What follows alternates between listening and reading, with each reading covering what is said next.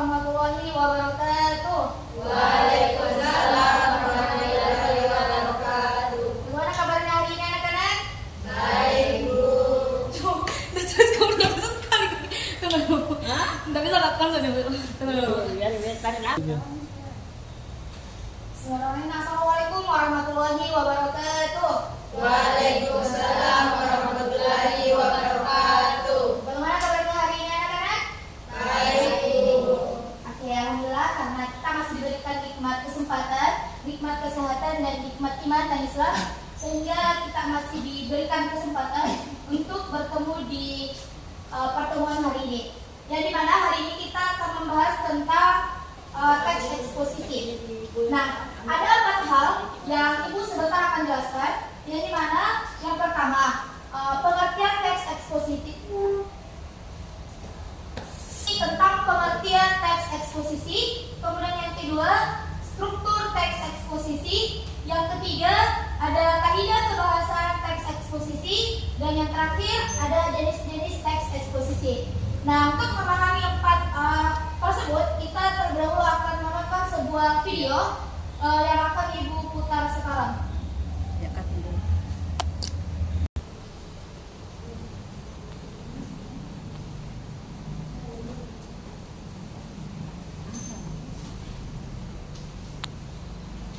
Ya.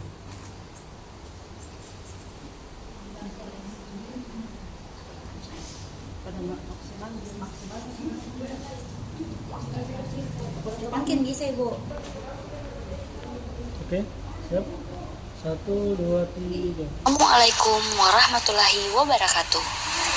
Sebelum membahas tentang teks eksposisi, maka terlebih dahulu akan dijelaskan pengertian teks eksposisi, struktur teks eksposisi, kaidah kebahasaan teks eksposisi, dan jenis-jenis teks eksposisi. Setelah mempelajari materi teks eksposisi, maka siswa diharapkan dapat menjelaskan pengertian teks eksposisi, mengidentifikasi struktur teks eksposisi, mengidentifikasi struktur kebahasaan teks eksposisi, dan mengemukakan jenis-jenis teks eksposisi.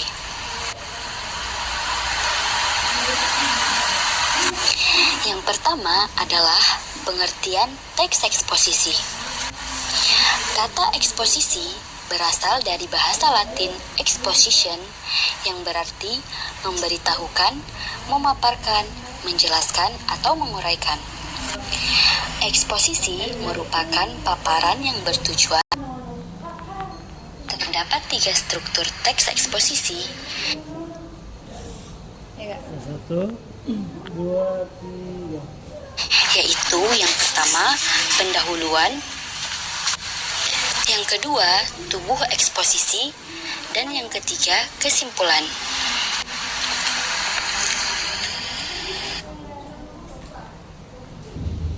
Satu, dua, tiga. Harapkan, memprihatinkan, memperkirakan, mengagumkan, menyimpulkan, menduga, berasumsi, berpendapat. Yang keempat, menggunakan kata-kata perujukan. Contohnya, berdasarkan data titik-titik, merujuk pada pendapat titik-titik,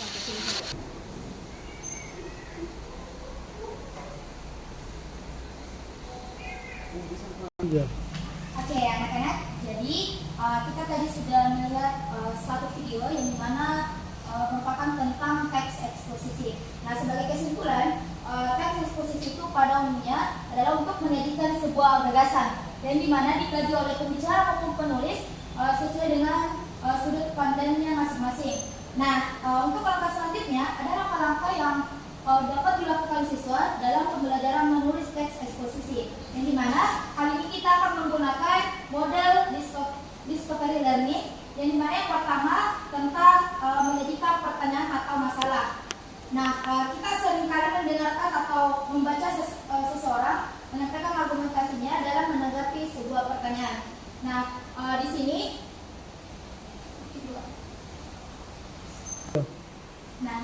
Ibu sudah menyiapkan 2 teks, yang dimana teks pertama tentang narkoba dan yang kedua tentang bagi Indonesia. Nah, kira-kira dari anak-anak ada yang berani membaca teks yang telah saya siapkan?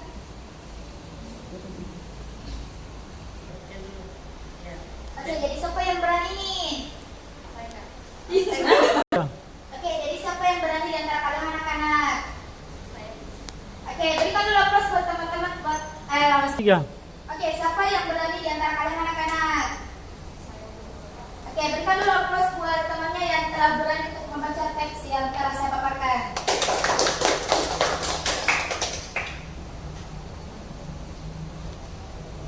Baik, narkoba sekarang ini bukanlah hal yang tabu lagi di masyarakat. Narkoba sudah dikenal luas, bahkan banyak remaja yang mengkonsumsinya. Narkoba adalah obat-obatan terlarang yang tidak boleh diedarkan.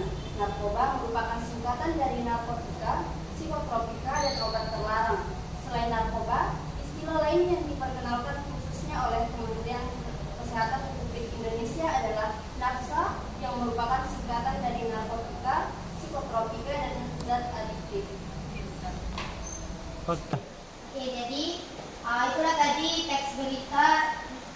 Tiga.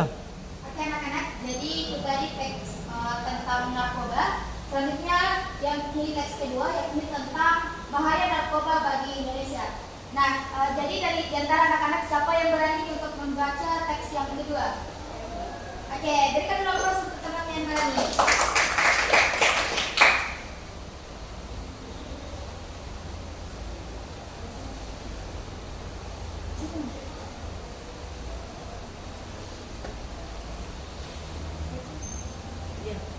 Narkoba sudah meracuni banyak warga negara Indonesia. Hal ini biasanya diakibatkan oleh terlalu banyak perhatian dan juga pergaulan yang kurang sehat. Menurut Wikipedia, bahasa Indonesia, narkoba adalah singkatan dari narkotika dan obat atau bahan berbahaya. Selain narkoba, istilah lain yang diluncurkan khusus oleh Kementerian Kesehatan Republik Indonesia adalah NAFSA, yang merupakan singkatan dari narkotika, psikotropika, dan zat adiktif. Semua istilah ini, baik narkoba atau NAFSA, tergantung pada grup yang terkait memiliki masalah kecanduan bagi penggunanya. Namun sekarang persepsi itu disalahartikan akibat penggunaan di luar peruntukan dan dosis yang semestinya, sehingga menyebabkan dampak yang buruk bagi pemakainya, baik dari penyakit seperti HIV atau AIDS hingga kematian. Oke. Tiga. Oke anak-anak, jadi tadi sudah dibacakan dua teks. Selanjutnya kita amati kedua teks tersebut. Nah, kira-kira masalah apakah yang dibahas dalam kedua teks tersebut? Oke, break. Tiga. Permasalahan pada teks narkoba yang pertama adalah orang yang kecanduan narkoba cenderung ingin terus mendapatkannya, sehingga bisa saja si pecandu melakukan aksi kejahatan demi mendapatkan barang itu lagi. Yang kedua, narkoba adalah obat-obatan terlarang. Tiga.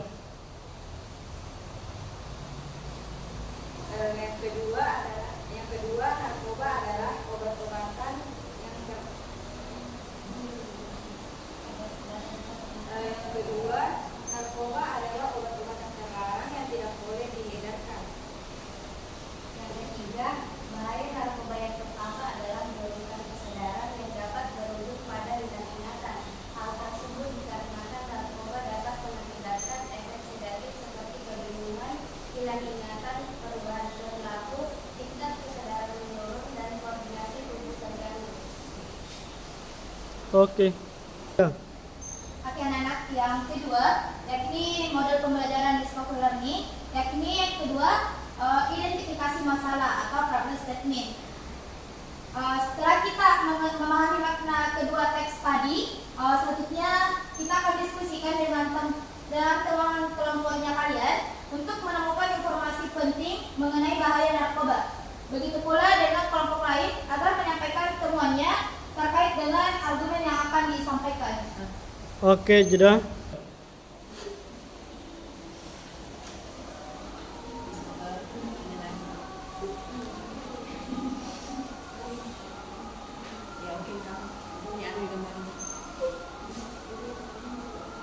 Oke, kita break.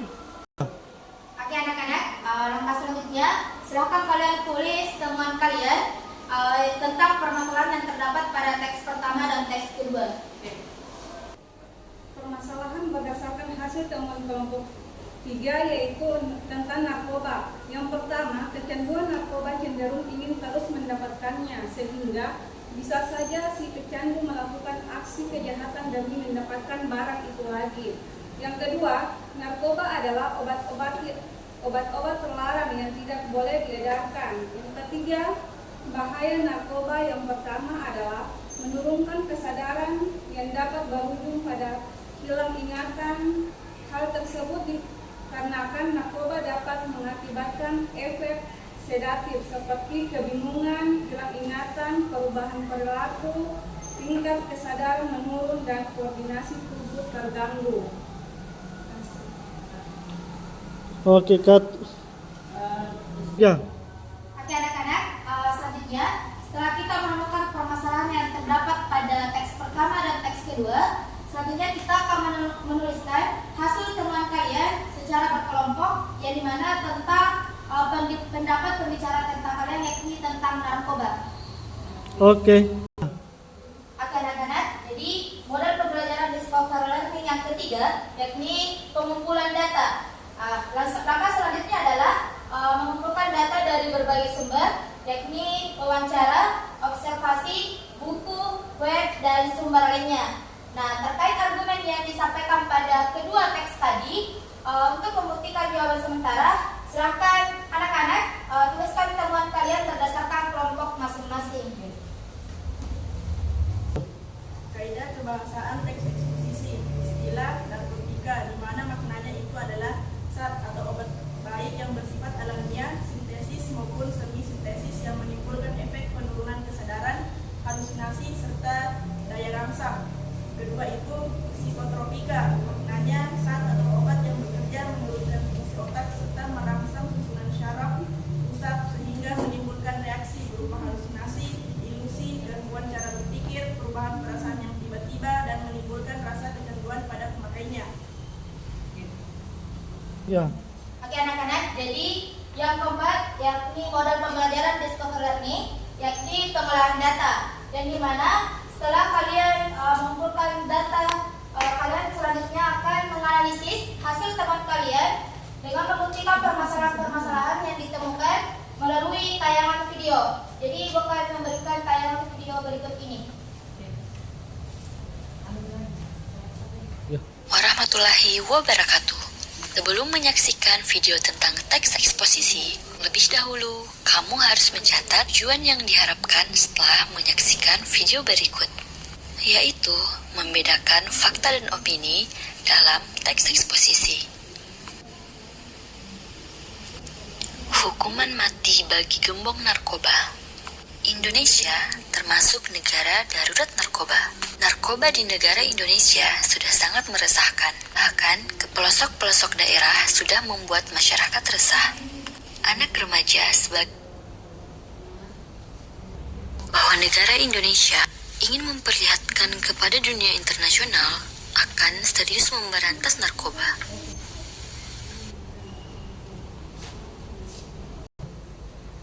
Oke anak-anak, setelah kalian menyaksikan video tadi, silahkan diskusikan dengan teman kelompok kalian untuk menemukan informasi-informasi tentang narkoba. Ya. Baik, berikut hasil diskusi dari kelompok 1, yaitu gagasan utama.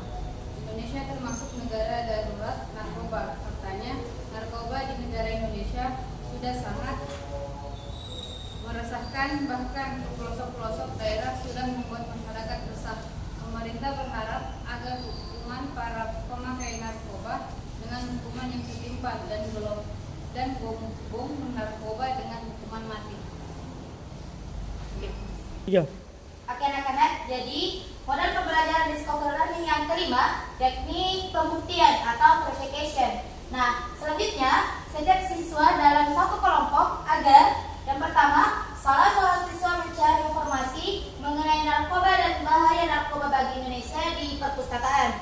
Kemudian siswa lainnya mencari informasi tentang narkoba dan bahaya narkoba bagi Indonesia di internet. Dan yang ketiga, siswa berikutnya bertugas mewawancarai salah seorang guru ataupun yang kerabatnya pernah terlibat dalam narkoba dan bahaya narkoba bagi Indonesia.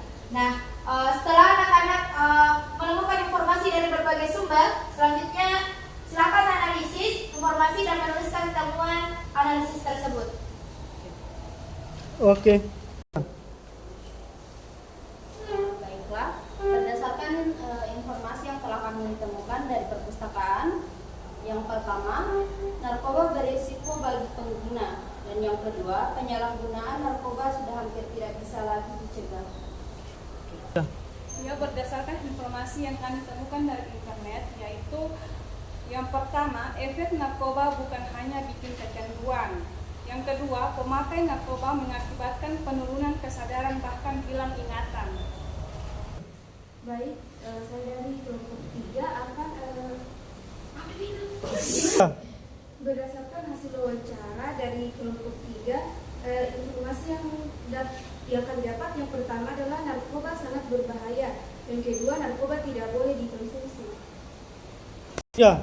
Oke anak-anak, jadi model pembelajaran discovery learning yang keenam yakni menarik kesimpulan. Setiap kelompok telah presentasi, selanjutnya perwakilan tiap kelompok untuk menyampaikan hasil temuannya di papan tulis mengenai bahaya narkoba pada teks pertama dan teks kedua.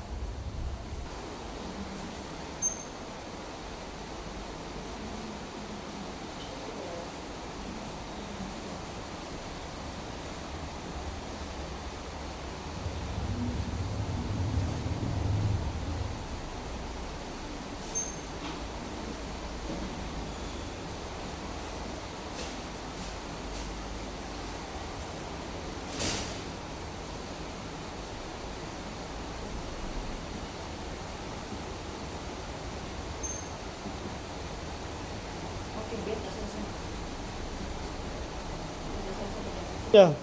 Oke anak-anak, jadi kita tadi sudah belajar tentang teks eksposisi. Nah, kira-kira dari anak-anak ada tidak yang tahu tentang struktur teks eksposisi itu apa?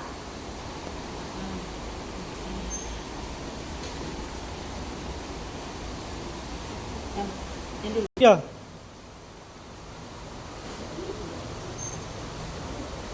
Adapun struktur teks eksposisi yang pertama adalah tesis. Yang kedua adalah argumentasi. Yang ketiga adalah penegasan ulang. Oke. Assalamualaikum warahmatullahi wabarakatuh. Bagaimana kabarnya hari ini anak-anak? Baik.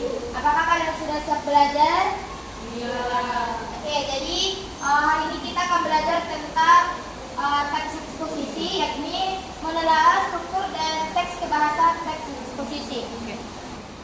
Nah, anak-anak, jadi teks dalam bahasa Indonesia itu tidak selamanya bentuk tulisan. Ada kalanya teks dalam bahasa Indonesia itu secara teks lisan. Nah, ada beberapa langkah yang dapat diterapkan dalam menelaah struktur dan kebahasaan teks eksposisi dengan model discovery learning, yakni yang pertama menjadikan pertanyaan atau masalah.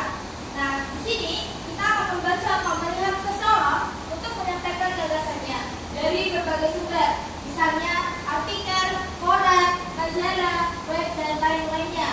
Nah, pendapat ataupun gagasan yang memiliki susunan atau struktur penyajian yang menjadi pembeda dengan teks-teks lainnya. Oke anak-anak, selanjutnya silakan membentuk kelompok kalian masing-masing dan kita akan mengamati dua teks, yakni teks pertama yakni peristiwa banjir dan yang kedua banjir Jakarta. Jadi, setelah anak-anak mengamati kedua contoh teks eksposisi yang telah dipaparkan, selanjutnya silahkan tuliskan informasi-informasi yang kamu temukan pada tabel yang telah tersedia.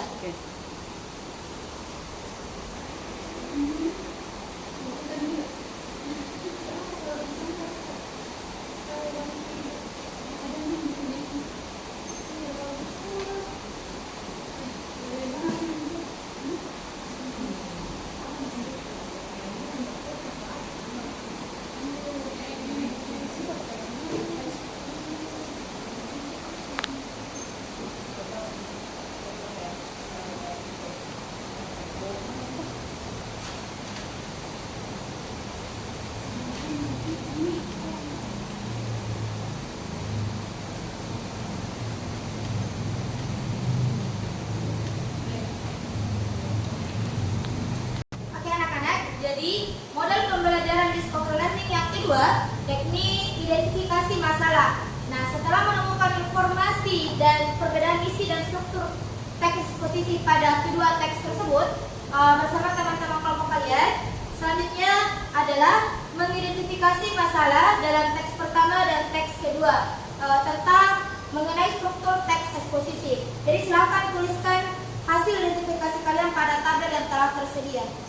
Oke, selanjutnya model pembelajaran.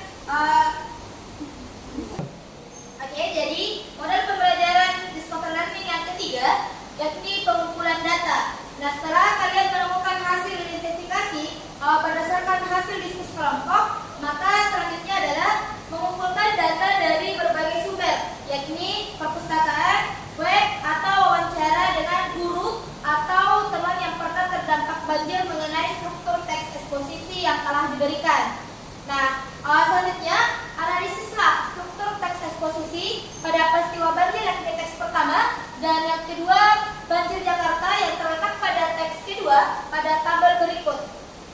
3. Struktur teks eksposisi pada teks 1, tesis, kondisi debit air yang tinggi tidak dapat ditampung sungai atau area resapan. Oleh sebab itu, air yang seharusnya mengalir laut justru mengenai pemukiman penduduk. Argumen penyebab banjir yang mengenang di kota biasanya karena perilaku manusia. Kesadaran membuang sampah pada tempatnya yang minim juga menjadi salah satu faktor penyebab banjir. 3. Oke anak-anak, jadi model pembelajaran discover learning yang keempat, yakni pengolahan data. Nah, setelah data terkumpul, maka tahapan selanjutnya adalah menganalisis dan menafsirkan hasil temuan kalian untuk membuktikan permasalahan yang ditemukan melalui tayangan video yang akan Ibu tampilkan. 1, 2. Assalamualaikum warahmatullahi wabarakatuh. Sebelum 2, 3. menyaksikan video tentang teks eksposisi, lebih dahulu kamu harus mencatat tujuan yang diharapkan setelah menyaksikan video dampak banjir Masamba. Pertama, mampu menentukan gagasan pokok dan gagasan penjelas dalam teks eksposisi. Kedua, mampu membandingkan kebahasaan teks eksposisi. Baiklah anak-anak, Ibu akan memberikan contoh teks eksposisi berjudul Lingkungan Alam, Dampak Banjir. Untuk contoh kali ini, mari kita bahas teks eksposisi 3. Lingkungan Alam, Dampak Banjir. Untuk contoh kali ini, mari kita bahas teks eksposisi mengenai dampak banjir Masamba. Bencana alam yang sering terjadi di dunia adalah banjir.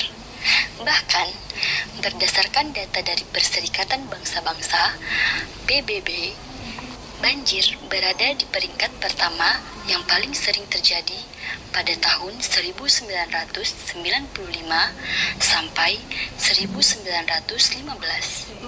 Oke anak-anak, setelah menyaksikan video tadi, maka diskusikanlah dengan teman kelompokmu untuk menemukan struktur teks eksposisi. Kemudian silakan tulis hasil diskusi kalian pada tabel yang telah disediakan. 3. Struktur teks eksposisi peristiwa banjir. Tensi, debit air yang tinggi menyebabkan banjir.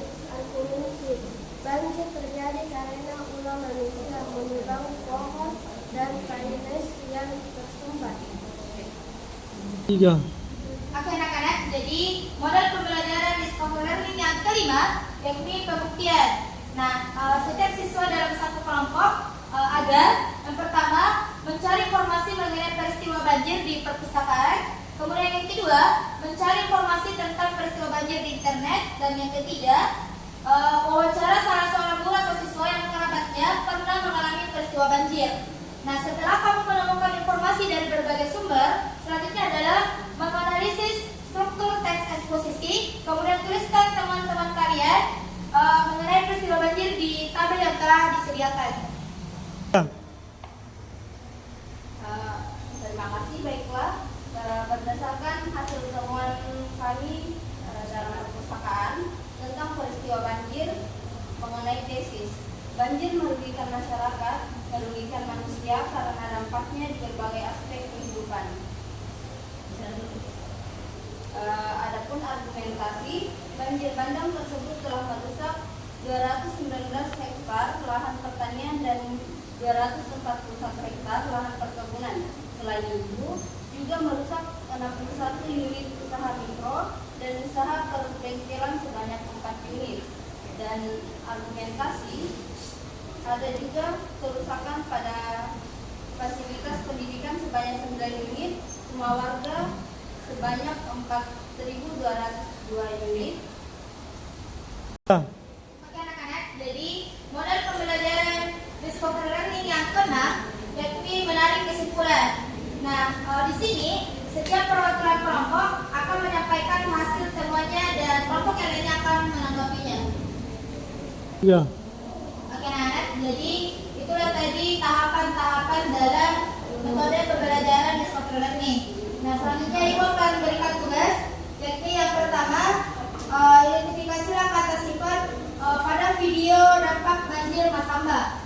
Kemudian yang kedua, temukanlah contoh kalimat aktif, transitif, dan kalimat aktif intransitif pada video tersebut.